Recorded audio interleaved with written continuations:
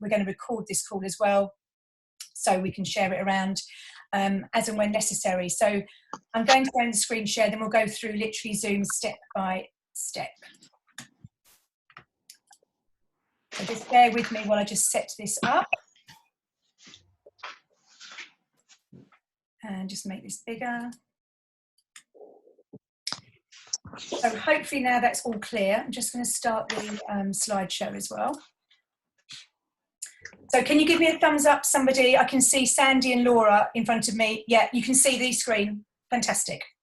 Brilliant. So starting right at the basic, for those of you who've never seen or used Zoom before, we go to zoom.us/download. Download it. It's free. You can download it to absolutely any device, including your phone.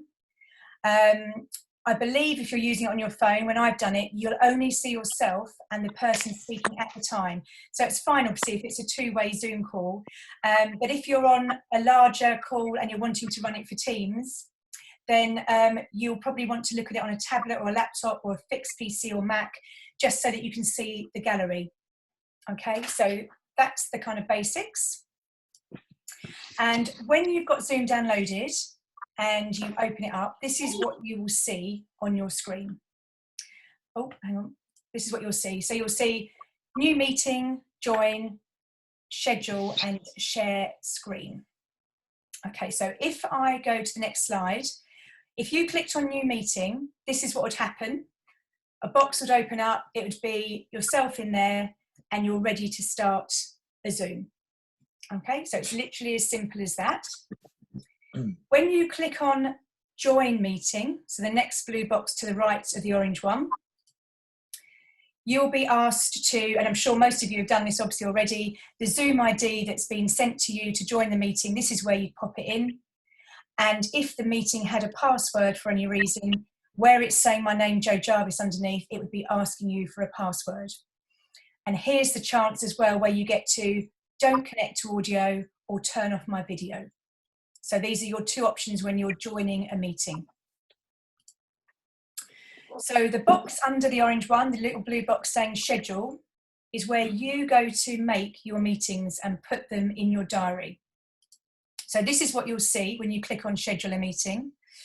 And if you look through, just have a quick check through when you're doing it. You're obviously changing the date, the time.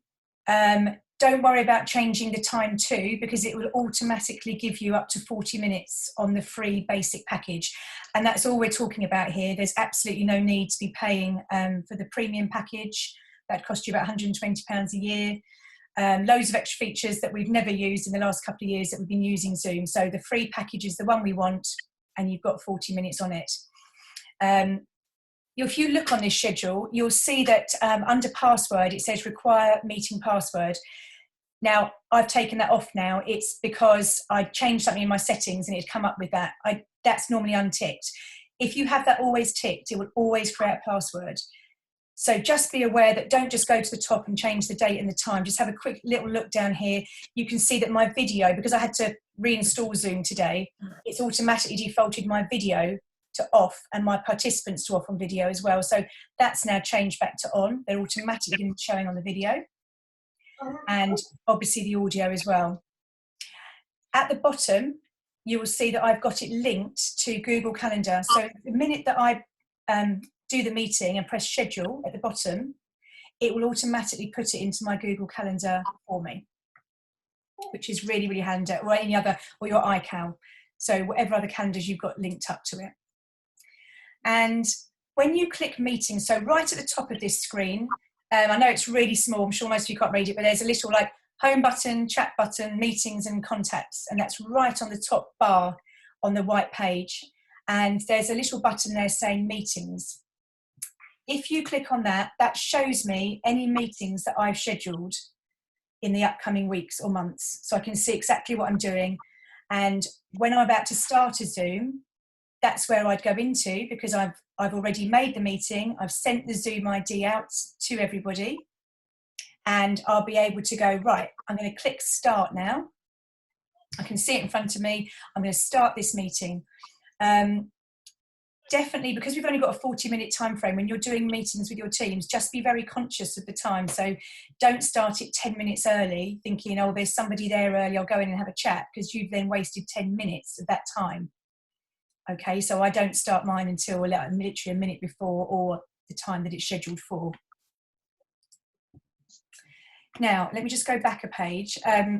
So this is the screen that you'd see during the meeting, and you can see down at the bottom that there's lots of different buttons. So mute and record a stop video are obviously self-explanatory.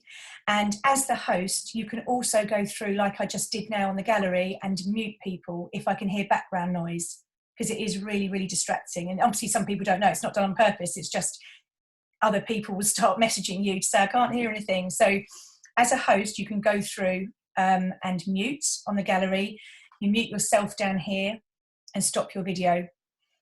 Manage participants is where you'll see how many people you've got on the call at any one time. Share screen is what I'm doing now, and I'm going to show you what happens in a minute when we click that button. When you click screen sharing, this is what will come up in front of you. So unless you're doing anything really fancy, which I've never done, and you're plugging your iPad in or your iPhone and via cable, etc., you always want to go to desktop 1. And it will always be highlighted first. Desktop 1 is your screen, what you're seeing on the screen at home on whatever device you're using in front of you. So just be mindful if you've got, try to clear your screen ahead. So before I start my Zoom calls and I am screen sharing, then I just make sure that I've kind of tidied up my screen before I start, and that I've got the PowerPoint up, or whatever, if I'm using Word, whatever it is, I've got it ready. It's ready to fill the screen. I've checked it. It's ready to go. And you've had a little practice, because as soon as you do that, everyone's going to see exactly on your screen what you've got. So if you've got loads of photos or there's loads of tabs open, just close them all down and keep it really clean so that it's ready to go.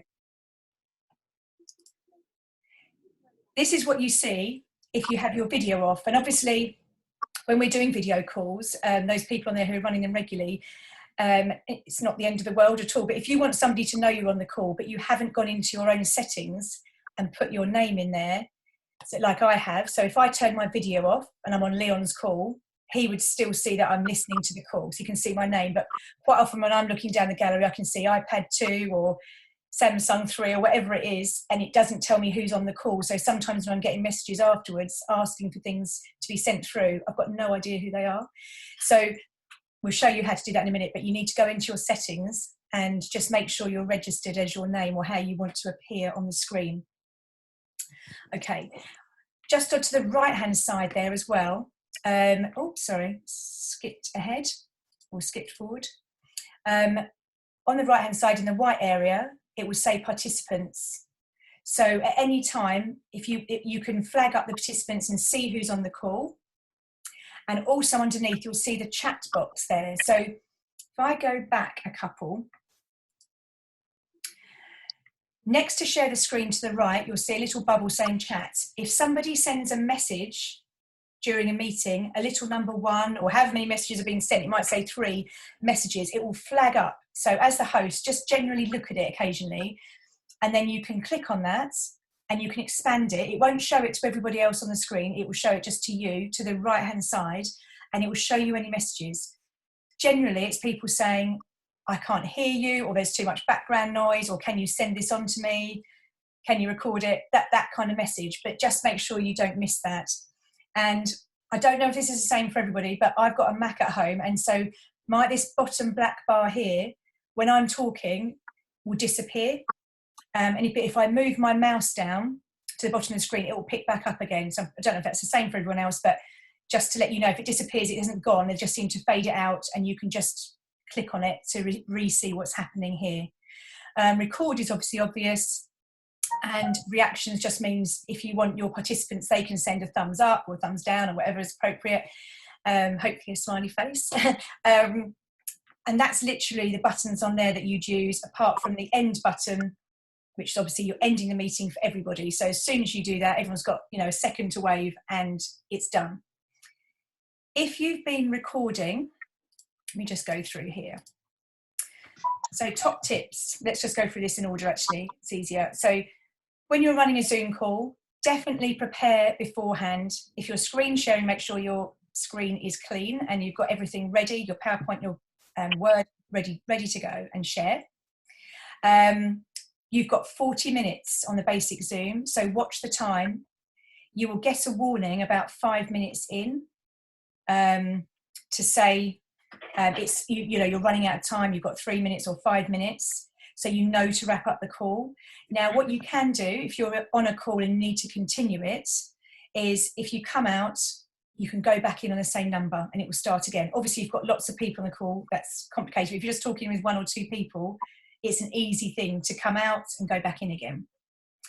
I would suggest that you mute everyone on arrival. So in that, when you're scheduling the meeting, you've got the option to do that. You can mute everyone on arrival and then unmute as necessary. Because if you've got 20, 30, 40 people arriving and you've got noise, and people call in when they're driving, people call in when they're watching the telly. We've seen people lying down drinking wine and they're not actually really listening, and so they're not always picking up when you're saying, please can you mute yourself. So if I'm doing a group call, I'd always mute everyone on arrival and then unmute the guest speakers as we went through. What I didn't probably go through is you've got a personal Zoom ID when you go in to schedule that meeting, and it's totally up to you whether you use that personal one all the time. If you don't select that, it will automatically generate one. I'm just going to go back a couple of slides to show you what I mean here. So coming down from the top, you've got meeting ID in bold. This one's highlighted to generate automatically a new number, or you can use your personal ID. Sorry, it's flicking around a bit. Or you can use your personal ID. That would always be the same number. Totally up to you, working exactly the same way. Let's go back to the top tips. The chat function I've already mentioned. You can click on it to expand the chat, see what's going on, and it will show the chat on the right-hand side. If you're recording in the call, recordings are converted automatically at the end of the call. You'll see it coming up on the screen. And then it will download to wherever you've selected in your documents for it to be stored, or your desktop. They're usually about half an hour, 40-minute calls. So they're usually too big when people ask me to send them on. So I quite often just upload them to YouTube and send out the YouTube link. Just make sure you've got a private setting on your YouTube if you're doing company recorded screen calls, okay? So just when you're scheduling a Zoom call, just to recap here, check your settings, password required, yes or no, video on and off, that will come up, sound on and off, and screen sharing, host only, or all participants. So you've got loads of different options when you're scheduling that meeting to make it right for you, so that you don't have everyone talking, everyone without their videos on, all of those things. So you can make it as smooth as you want right from the beginning. I'm going to stop the share, and I've got a chat here, so sorry I couldn't see that before. So from Alan, don't forget to check the share computer sound box on the previous page. So let me just unmute Alan. Or Alan, can you unmute yourself? Yeah. Just remind people on that. Yeah, if you go to your, I think your second or third page, after you've clicked desktop in the top left-hand corner, it's really important to check the box on the bottom left-hand corner which says share computer sound. So if you're showing someone a presentation or anything like that, the sound from the presentation is shared with other people. If you forget to do that, people won't be able to hear the presentation. Okay, so is that on schedule your meeting? No, if you share your screen, and hopefully I'll better go back to your things. So back a page. Because I must have got that already set, because I've never had that. So it's interesting to know where that is. Back a page. Right, stop. No, forward a page. On the bottom left-hand corner, you've got share computer sound. Perfect. If you don't tick that, if you're, let's say, showing someone the Joanna Lumley video, they will not hear that sound. Brilliant. Thank you, Ellen, for that. I'll add that into the PowerPoint as another one. That's brilliant. Cool. I'll come out of share again. Has anyone else, if you want to unmute yourselves, is anyone else has got anything to add or any questions, then please shout now, or click on the chat on your own Zoom and type the message in like Alan did. Joe, it's Nick. Hi, Nick. Hiya. I don't think you covered it. Sorry, I was doing the ironing, so I may have missed it. But create your own account.